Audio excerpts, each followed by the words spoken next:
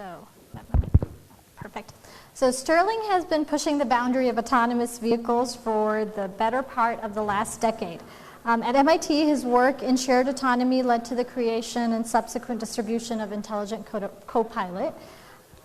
In more recent years, Sterling led and launched the Model X program for Tesla, then served as the director of Autopilot there. In December, Sterling left Tesla to co-found a new self-driving enterprise with two other pioneers in the space. Thank you so much, Sterling, for doing this. Thanks for having me. So you've been thinking about autonomous vehicles for way longer than they've been in vogue in Silicon Valley. What sort of drove you to this area? Yeah, no, it's been an exciting space for a while. So I've been involved for the better part of the last decade. I started some of my work on autonomous vehicles in about 2007. It was about the time of the DARPA Urban Challenge was really picking up steam. At that time, I joined Carl Janiema, Emilio Frazzoli, John Leonard, some of that crew at MIT. And it was clear that there was a bit of a disconnect between sort of how soon we'd have self-driving vehicles fully on the road versus the difference that we could make in the interim. And so we developed this technique that we called the Intelligent Copilot, which was effectively sort of an adaptive shared approach to autonomy, which was sort of something akin to what Toyota has recently announced with some of the Guardian Angel stuff, which is modulate control behind the scenes to avoid any accidents or losses of control, but allow the driver to drive for as long as their actions are safe. So that was some of the original work we did at MIT. We were very excited about some of the pickup that it got. We ended up working quite a lot with Ford and putting some of this technology on some of their vehicles. They took it. It was a bit of a sort of, it provided a bit smoother means of adoption via sort of a staged implementation in vehicles. And so working with them and with several others, we started to get it out. We then started to get very excited about where we could expand it in other industries, right? So DARPA had a program going on at the time wherein they were very interested in us applying similar techniques to unmanned ground vehicles, right? So these are vehicles that, similar to I think the question that was posed in the last session, if you are remotely piloting a vehicle and you've got a keyhole view and you lose a lot of the sensory cues you would typically have as a driver, how do you overcome those with an autonomous system or a shared autonomous system? So we developed some technology for that. Started a company to sort of commercialize some of it.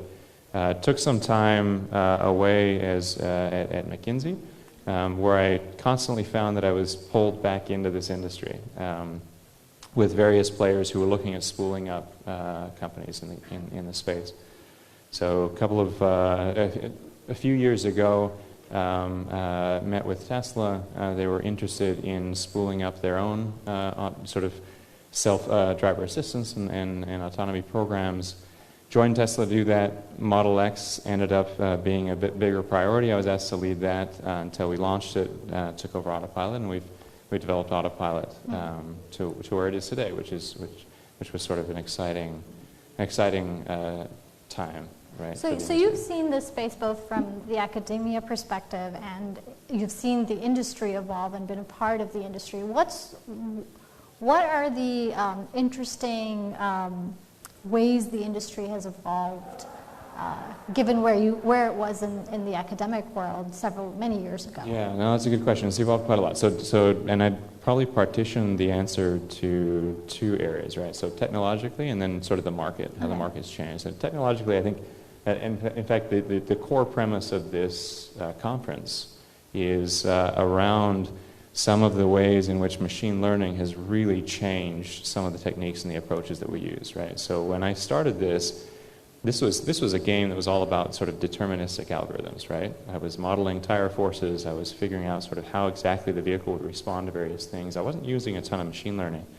Over the years, we found sort of as machine learning has developed, it's sort of started to subsume some elements of that, and you go from and in stages, right? So initially, it's sort of this, machine learning is applied specifically to the perception problem. You see it start to eat its way a little bit into the planning problem, a little bit of the controls problem. So I think technologically, it's been a gradual blurring of the lines between what needs to be deterministic and what doesn't have to be. On the market side, I've seen, so my co-founder, Chris Urmson, and I find this a little bit, it's a curious evolution, and I refer to it as sort of the automotive stages of grief in autonomy, right? So years ago when I was starting this work at MIT, I would characterize the general mindset amongst those best suited to address the problem as one of car sharing is probably not really going to be a thing, and autonomy, it might be a niche thing, but we've got it. It's not a big deal. In fact, I had one who is a luminary now in this space, or at least perceived as such quite broadly, tell me at one point that car sharing was, quote, stupid, and that it would never be a thing. I think the second stage of grief was a general acknowledgement, and I think some of the car sharing networks today have really started bringing this to the fore, that car sharing will be a thing, and that autonomy is probably also going to play a big role, but we've got this. And then I think the latest stage of grief, which I would say much of the industry entered maybe a year or 2 years ago, was that of, wow, car sharing is going to be, and mobility services are going to be huge, autonomy is huge, and we definitely don't have this problem solved, right? And so I think we're now in this phase where I think we have a healthy acknowledgement that this is an extraordinarily challenging problem to solve. It's an extraordinarily important one, but we've now got so much effort and intensity sort of focused on it that I'm excited for where it goes. Do you think that evolution in people's understanding or being supportive of this technology is something that's just sort of how technology evolves over time, or has there been a social change that makes autonomous vehicles more acceptable? Yeah, unclear to me. Okay. Unclear. I think I'm a little bit less concerned about the sort of public perception of autonomy as a barrier. I suppose I'm so deep in the sort of technical development of it that I see that as the primary challenge. I think it's so easy and so quick for people to become comfortable with a technology that makes your life so much better that I'm a little bit less concerned about that. I think we hit one such hurdle, at least in terms of public perception, last summer. I think as a society we came through that in a way that I think was encouraging to me. I think we'll continue to see that not be quite as much of the barrier. I think the technology development is really the key, the problem we have to solve. Cool. So going on to then what you're doing with Aurora, what's your goal and hopes with your new company? Yeah, no, it's a great question. So this, if I were to characterize sort of the self-driving space in a graphic for you, it would probably be sort of a three-dimensional surface that's pockmarked all over the place with local minima, right? Small pockets wherein if you come at this problem from one of many different approaches, you will iteratively find your way to the center of one of those local minima, and at the end of the day, likely find yourself unable to get out without a drastic change to the architecture of the approach.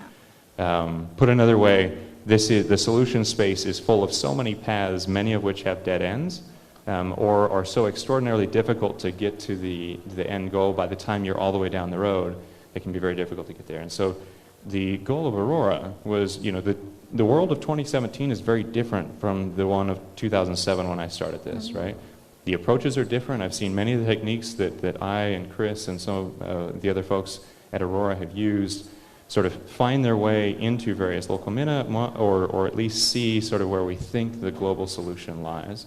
And so the goal of Aurora was to pull together sort of a uniquely experienced team, right? The leaders of some of the world's largest and most influential self-driving programs, together with those who are, so the principal investigator who led the haul truck project, which is now operating autonomously in mines in Australia, which is one of the first commercial applications of autonomy. The co-creator of Ross. So some of these sort of folks who have worked in the space and seen many of the nuances of the problem. Our goal was to make autonomy broadly available with a team that was well positioned to do that quickly. And so that's kind of what Aurora is doing. What is the major technical challenge you see with Aurora? Yeah, no, it's a great question. At Aurora, we're focusing on sort of the three, if I were to categorize sort of the I guess, subsets of the problem of autonomy. We're working on the hardware, the software, and the data service, and all three have to be in place to do this right. On the hardware side, we're seeing a pretty significant evolution in the sensors that are available, right? And I think in the coming, next couple of years, we'll see a big step change there. And we're working on designing some of that. On the software side, that's where obviously a large chunk of this problem will be solved, and there we're obviously developing many of the algorithms and the approaches and the techniques we'll be using. The data services is obviously to support some of the software.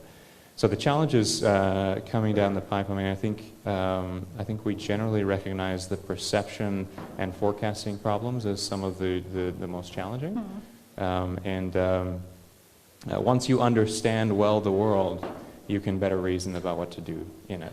And so I think that's kind of where I think a lot of the focus will be on a lot of the sort of perception, machine learning, and the sensors that you need to get the appropriate picture of what's happening around you.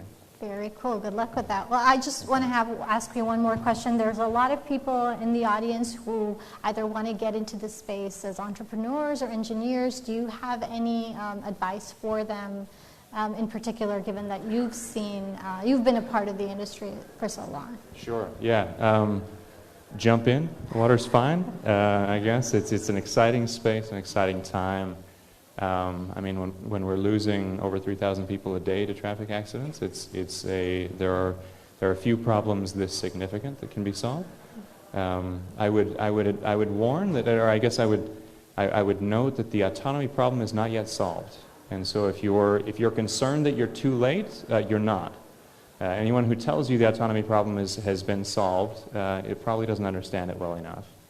Autonomy is an active area of development, an active area of research. My co-founders and I have seen about as far as any programs have seen, and we still haven't seen the end of it. And so we're super excited to develop that. I think it's important to note that much of the challenge of autonomy and self-driving you will see at the tail end of the process. And so it's extremely important that you start off in the right direction with the right architecture, the right set of approaches, because typically you can take one of dozens of approaches to get yourself to an impressive demonstration, right? And we see those all the time, right? It takes a single graduate student with a single approach, and boom, you've got a car that goes on the road, and hallelujah, you raise some money. Yeah. It's important to note that the problems of autonomy don't surface at the start. They surface toward the end. They surface once you've gone so far down the path that you've taken that you realize, wait a second, this tail is so long, and my solution doesn't allow me either, one, to tailor specific elements of my technique to address it, or two, it turns out I don't have the sensors or the data that I need to make the right decision under this circumstance or that. And at that point, it becomes a question of, are you going to prune the sort of region of applicability of the solution space to only the subset of problems that you've been able to solve? Or are you going to throw that out and start from a clean slate? And so Aurora, what we're excited about is we are starting in 2017 knowing many of those sort of local minima and roadblocks, and attempting to solve this from a clean slate with the approach that we hope sort of gets us past sort of some of the pockmarks that we've run into in the past. Thank you. That sounds very exciting. Good luck with Aurora. Thank you so much, Sterling. Thanks.